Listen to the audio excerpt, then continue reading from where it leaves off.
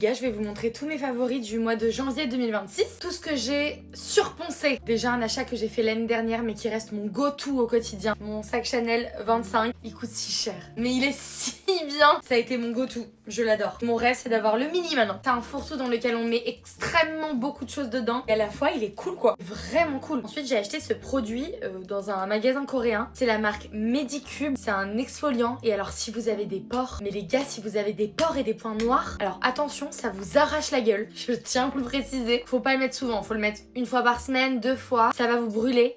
Mais c'est d'une efficacité. C'est le meilleur exfoliant que j'ai testé de ma vie. Ce combo de parfum. C'est-à-dire que grâce à ça, on n'est plus en hiver. Le Beach Walk de Margiela et le Rêverie sur scène de Solferino qui est à la fleur d'oranger. Et alors le combo des deux, c'est Punta Cana, du petit bonheur. J'ai lu pas mal de livres et meilleur que j'ai lu, c'est Vers la beauté de David Funkinos. Funky. Il est horrible, mais il est très bien. Mon combo lèvres, ça a été ce crayon de chez MAC. Un crayon gloss très crémeux, mais alors il tient hyper bien. Je sais pas, la couleur se transforme en encre et ça colore vos lèvres toute la journée. Donc celui-ci en teinte Night Moth.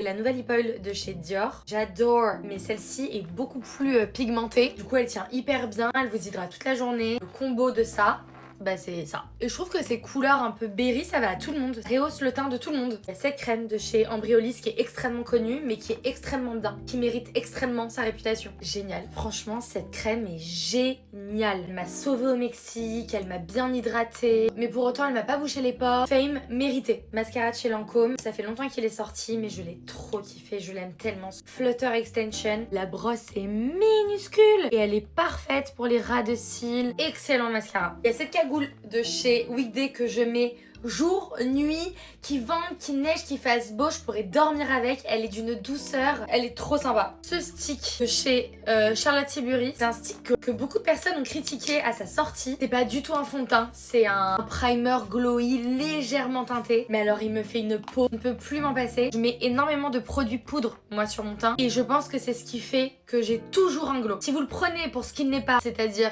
ce n'est pas un fond de teint, bah vous serez pas déçus. La palette en édition limitée de chez Hourglass, elle est... c'est la meilleure les gars. De toute façon, les poudres de chez Hourglass, ce sont les meilleures. C'est d'une qualité excellentissime. Et pour finir, côté maison, le diffuseur de chez L'Occitane, spécialement l'odeur figuier houblon. Oh c'est la meilleure odeur. C'est une odeur un peu sucrée, légèrement boisée. Ça se diffuse hyper bien dans mon salon. Dès que je rentre, ça sent hyper bon. C'est la deuxième que j'achète. Voilà les gars, c'était tous mes go-to du mois de janvier. Que j'ai poncé. Bisous.